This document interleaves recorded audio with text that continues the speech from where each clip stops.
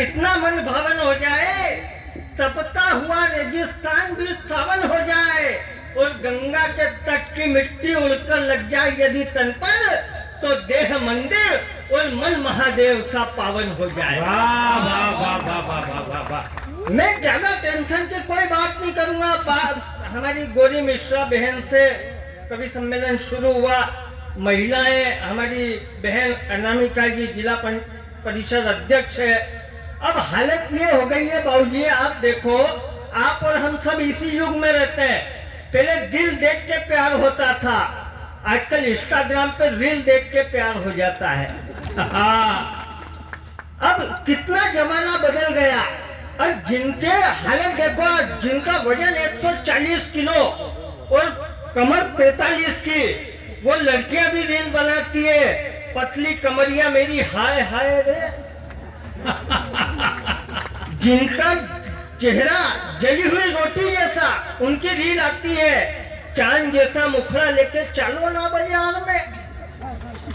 ये हालत ये हो गई है। हमारे विष्णु उपाध्याय ने बढ़िया कविता पढ़ी, ऐसे लड़के भी रील बनाते हैं, शेर सा जिगर रखते हैं, इसीलिए अकेले चलते हैं, भले गली में कुत्तों से डर लग रहा हो।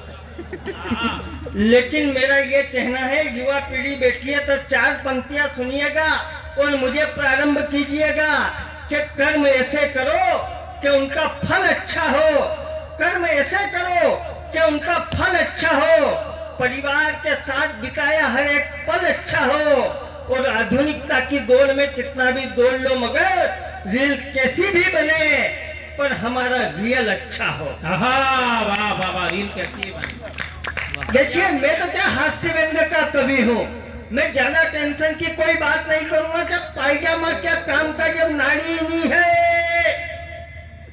देश में कितने ही नेताओं की लाड़ी नहीं है। आपके यहाँ योगी जी भी कुंवारे, उधर मोदी जी भी कुंवारे। हालत ये है कि ये हमारा मोदी जी, अगर सबको टेंशन, जमाने को टेंशन।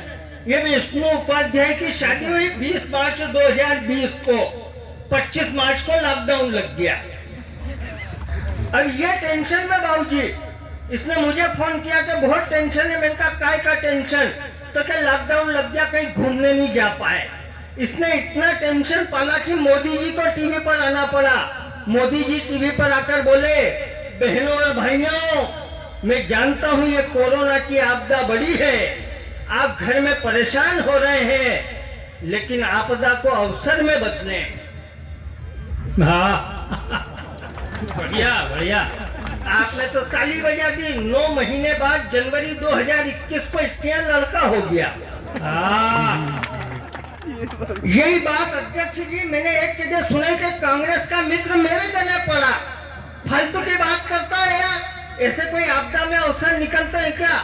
हमारे राहुल जी को तो अवसर ही नहीं मिला। मैंने कहा तेरे राहुल जी को घोड़ी चढ़ने का भी अवसर कहाँ मिला? और जब इधर उधर की बात करेगा तो बात का सेंस कहाँ से आएगा?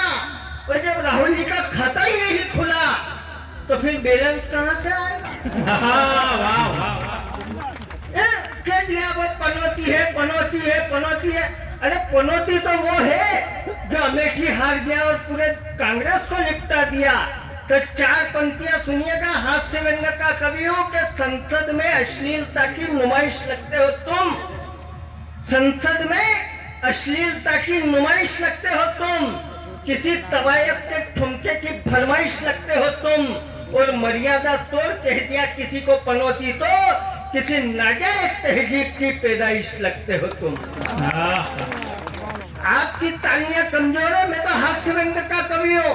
आप देखो मोदी जी इतने कलाकार, एक वो बाबा जी थे जिनको व्यापारी बना दिया, रामदेव बाबा।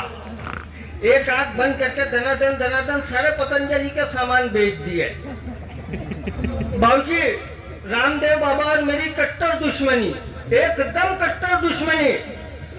दिल्ली में बैठ गए रामलीला मैदान पे, काला धन वापस लाओ, काला धन वापस लाओ। मेरी कट्टर दुश्मनी इसलिए क्योंकि आज से 17 साल पहले मैंने लव मैरिज की भाग के, और मेरी पत्नी का कलर एकदम ब्लैक। आप विश्वास मानना, मेरे पास जीवन में एकमात्र धन है, हाँ, वो है पत्नी।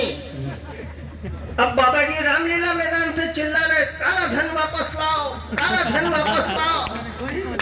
मैंने कहा बाबा जी का, पिताजी का इलाज चल रहा है, वापस लाओ। बड़ी मुश्किल से इसको भगा के लाया हो और आप कह रहे हो तो वापस लाओ। यहाँ तक थी दुश्मनी, दुश्मनी, कट्टर दुश्मनी। तो ये आपको आनंद आ जाए तो ताली बजाना। पहले तो बाबा जी कहते रहे काला धन वापस लाओ, काला धन वापस लाओ। बाद में कहने लगा कि इसको सार्वजनिक करो। बढ़िया बढ़िया। इसलिए मैं ऐसा टेंशन नहीं लेता। आजा आप देखो, मोदी जी 2014 में संसद की सीढ़ियों पर माथा टेका और पहला भाषण दिया, न खाऊंगा न खाने दूंगा। दूसरा भाषण दिया, घर घर शौचालय बनवाऊंगा। मैंने कहा प्रभु जब खाओगे नहीं, बढ़िया, वाह वाह वाह वाह वाह। खाने नहीं दोगे तो फिर शौचालय की जरूरत क्या है? हाँ, अच्छा, बात यहाँ तक थी तो ठीक था।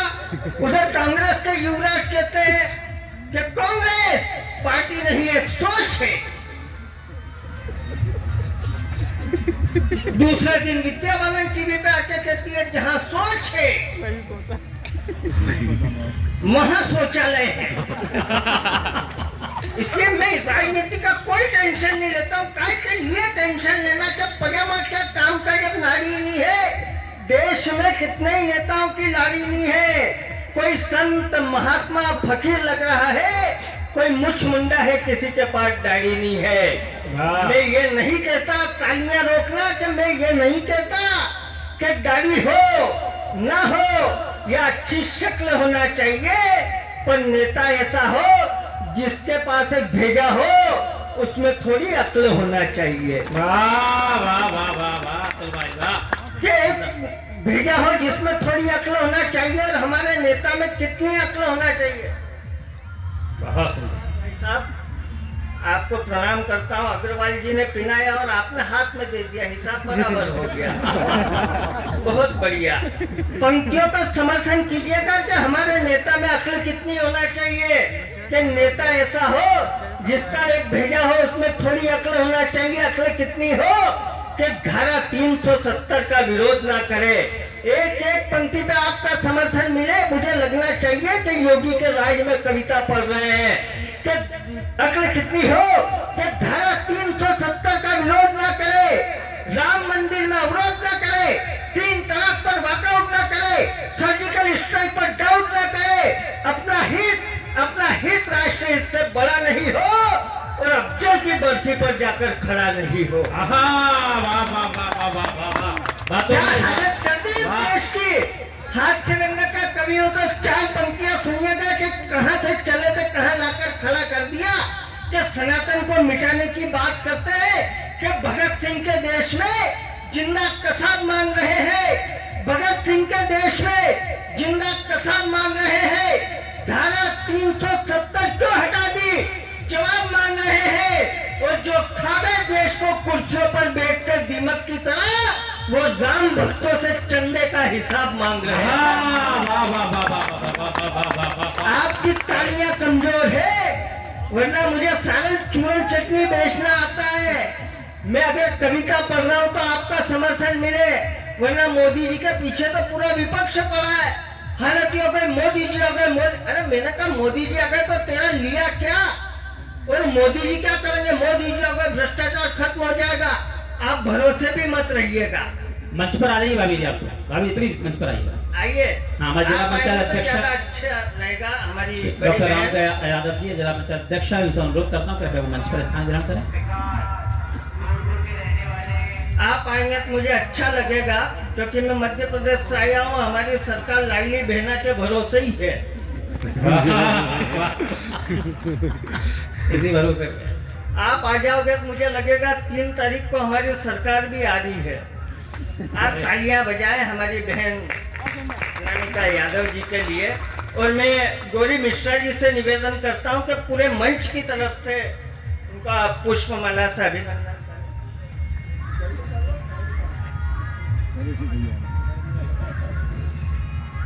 फोटो खींच लो भैया जल्दी। एक बार जोरदार तालियां डॉक्टर निमित के यादव जी के लिए। कंटिन्यू। मैं प्रणाम करता हूँ। इसको मेरी वंश मोदी से समझना। आप एक बार तालियां बजा दीजिए, मैं वापस प्रारंभ होता हूँ। स्वागत स्वागत भैया। 4 पंक्तियां सुन लीजिएगा, मैं कुछ और सुनाना चाहता था लेकिन यहाँ से वापस प्रारंभ होता हूँ। जो लोग पूरी दुनिया में कहते हैं कि क्या चल रहा है उत्तर प्रदेश में, तो 4 पंक्तियां आप विश्वास रखिएगा कि चांद सितारे भारत माँ के चरणों में झुक जाएंगे, कि चांद सितारे भारत माँ के चरणों में झुक जाएंगे। चारों दिशाएं वंदे मातरम गाएंगे। अरे बुलडोजर की तैयारी है, तुम भी अब तैयार रहो। पीओके में अमर तिरंगा बाबा ही फहराएंगे। वाह वाह वाह वाह वाह वाह वाह। जमाना भर का टेंशन है, मोदी जी का भ्रष्टाचार खत्म हो जाएगा, आप भरोसे भी मत रहिएगा। है नहीं, सही कह रहा हूँ मैं। मोदी जी अकेले मरे क्या, हम तो इतने चालू लोग हैं। अध्यक्ष जी के क्या रहे वहाँ भ्रष्टाचार हम चालू कर दें। नीरज जी सही कह रहा हूँ मैं। 3 इंजीनियर मैंने भारत पाकिस्तान और चीन का ऊपर पहुंचे, यमराज का दरवाजा खटखटाया, इतनी जोर से खटखटाया कि दरवाजा नीचे गिर गया। अंदर से दूत आया, बोले क्या चाहिए, तो हम इंजीनियर अंदर ले लो। दूत ने कहा कि अंदर तो ले लूंगा, पर तुम इंजीनियर हो, ये दरवाजा ठोक के तुमने तोड़ दिया, इसकी मरम्मत में खर्चा कितना आएगा ये बताओ। दूत ने पाकिस्तान वाले से पूछा, तू बता रहे पाकिस्तान वाले रहीम खर्च कितना आएगा। रहीम बोला महाराज खर्च आएगा 9,000 रुपए का। तो कैसे, तो क्या 3,000 की लेबर, 3,000 का मटेरियल और 3,000 मेरे। अब दूत ने चीन वाले से पूछा, तू बता रहे चीन पान चौ खर्च कितना आएगा। वो बोला महाराज खर्च आएगा 12,000 रुपए का। तो कैसे, तो क्या 4,000 की लेबर, 4,000 का मटेरियल और 4,000 मेरे। अब अपने भारत का पुरुषोत्तम अपनी मस्ती में ही खड़ा हुआ, उसको कोई लेना देना नहीं कि चल क्या रहा है, जैसे ये 2 भाई खड़े ऐसे ही खड़ा था वो। दूत ने उनसे पूछा, तू बता पुरुषोत्तम खर्च कितना आएगा। पुरुषोत्तम बोला, देखो महाराज खर्च आएगा 29,000 रुपए का। तो मैं 29,000 का कैसे आएगा, तो 10,000 तो तेरे। आपने ठहाका गलत जगह लगा दिया। अब समझ में आए तो ताली बजाना। पुरुषोत्तम बोला, देख महाराज 10,000 तो तेरे, 10,000 मेरे, बचे 9,000 तो इस पाकिस्तानी को ठेका दे देंगे, अपने आप काम करेगा, अपने करने की क्या जरूरत है। बढ़िया बढ़िया तो भैया। हम ज्यादा टेंशन लेते ही नहीं है। ये विष्णु उपाध्याय आया अभी, ये कह रहा था कि वो फिरोजाबाद की चूड़ियां उसके नाम करता हूँ, इसीलिए इसकी डायरेक्ट शादी हुई, इसकी कोई गर्लफ्रेंड बनी नहीं। सही कह रहा हूँ मैं बेटा, ये चूड़ियां नाम करने से कुछ नहीं होता है, चूड़ियां देना भी पड़ती है। हाँ, मैं तो प्रेम मोहब्बत की कोई कविता नहीं लिखता हूँ चाचा जी, इसलिए नहीं लिखता हूँ क्योंकि इस लायक अपना चेचिस नहीं है। सही कह रहा हूँ मैं, काय के लिए करना। अभी गौरी मिश्रा आएगी, प्रेम मोहब्बत की कविता पढ़ेगी, ये मेरे बस का ही नहीं है। इसलिए नहीं पढ़ता क्योंकि एक तो क्या हाइट नहीं है, ऊपर से कलर वाइट नहीं है। एक तो हाइट नहीं, ऊपर से कलर वाइट नहीं, शरीर के अंदर वेट नहीं, शरीर के ऊपर फैट नहीं, और तो ढंग का नहीं है थोड़ा।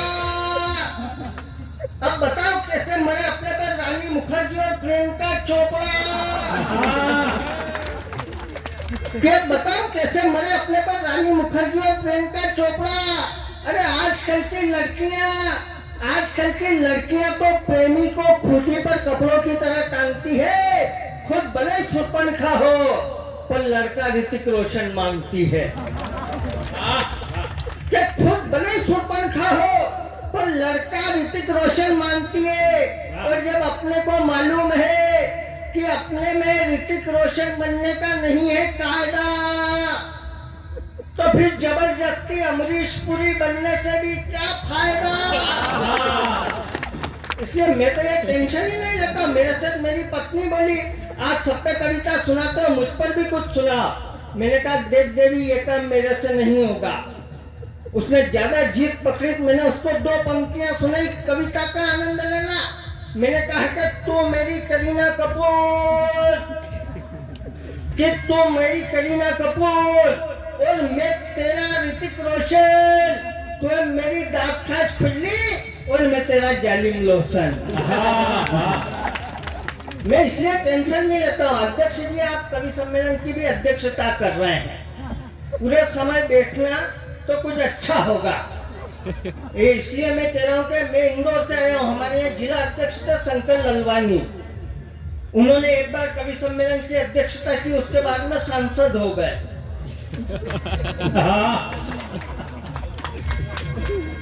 और सौरभ भाई ने वहां बैठे थे तो इधर नहीं इधर आओ, गोरी मिश्रा के पास था। अब हम क्या झेल खाने? आप एक बात बताओ, हम नई उम्र के लोग, हमारी हालत ये है बाबूजी कि हमको झेल ही खाना है। इधर से डायरेक्टर रोशनी अध्यक्ष जी के सिर पर पड़ रही है, चांद अलग चमक रहा है। और ये चांद तभी चमकता है किसी पुरुष के जीवन में जब 2 महिलाएं हाथ फेरती है। जब माँ हाथ फेरती है तो बाल बढ़ते हैं जैसे मेरे बड़े, और जब पत्नी हाथ फेरती है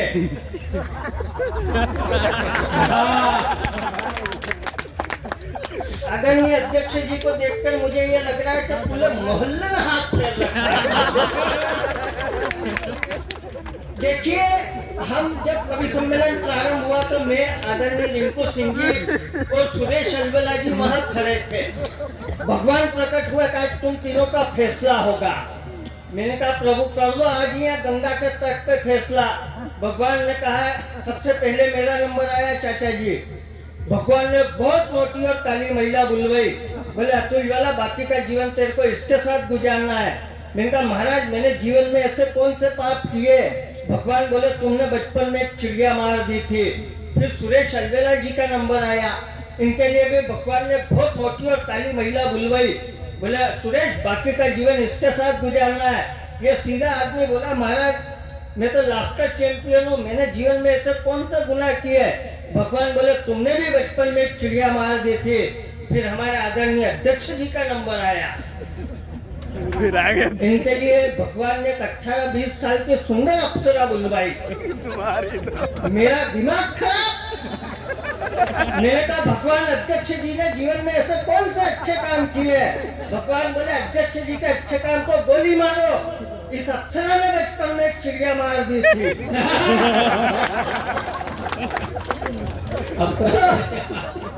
तो हमको तो कुछ भी नहीं चाहिए।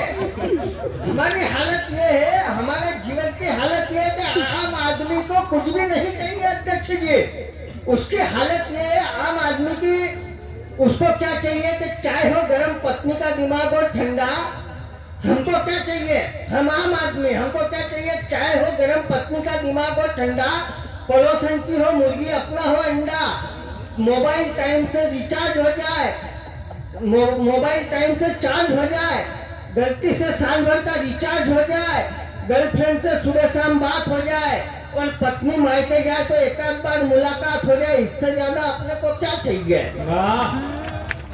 कि इससे ज्यादा अपने को क्या चाहिए? अब कविता का आनंद लेना कि आम आदमी की क्या अपेक्षा है? उसको कुछ भी नहीं चाहिए। कि इससे ज्यादा अपने को क्या चाहिए? कि पत्नी कपड़े बर्तन ना धुलवाए, कि पत्नी कपड़े बर्तन ना धुलवाए, पत्नी कपड़े बर्तन ना धुलवाए, पुरानी सेटिंग अपने बच्चों से मामा ना बुलवाए, पड़ोसन हंस के पूछ ले आप कैसे हो, रास्ते चलते लड़कियां कहते आप सलमान जैसे हो, ससुराल में साले अटेंशन रहे खड़े और साली जीजा जी कहकर गले पड़े। इससे ज्यादा अपने को क्या चाहिए?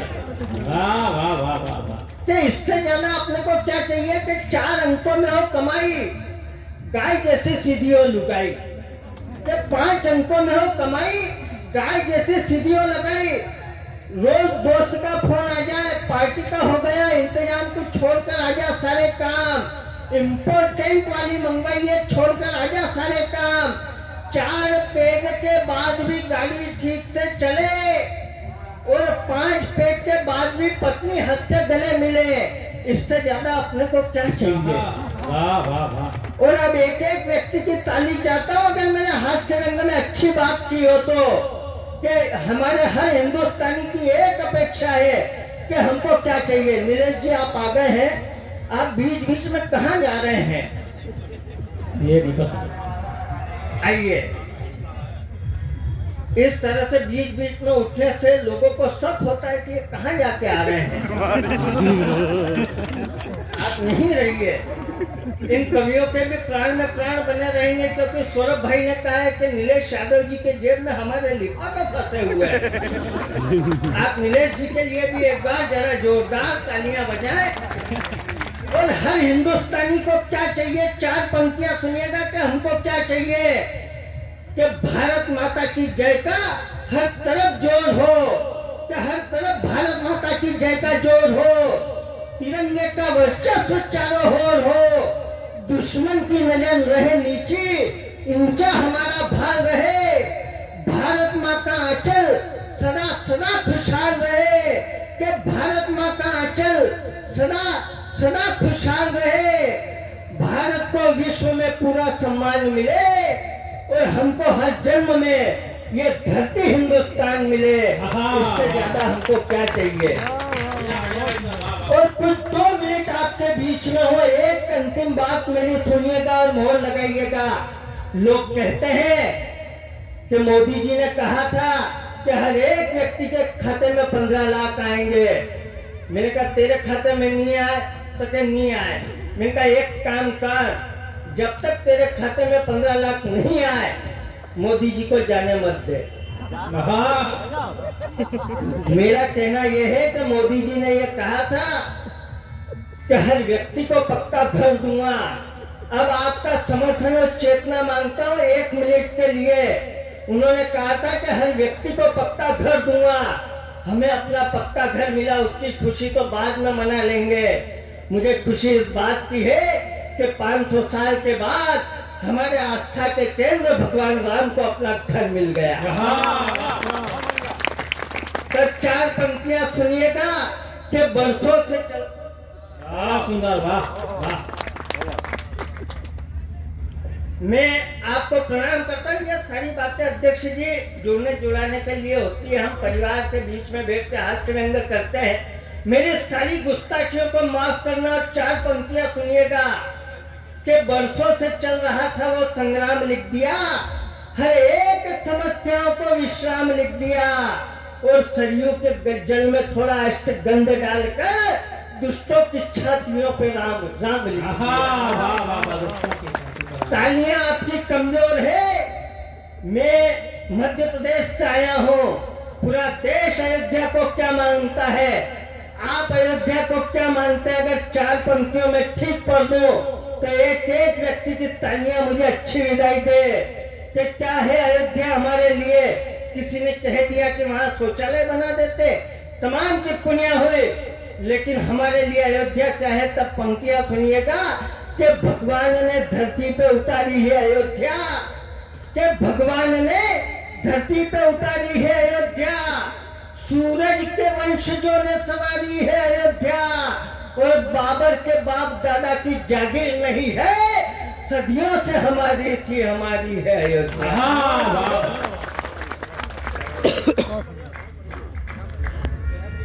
सदियों से हमारी थी हमारी है अयोध्या। ये थे भाई अतुल ज्वाला। एक बार जोरदार तालियां।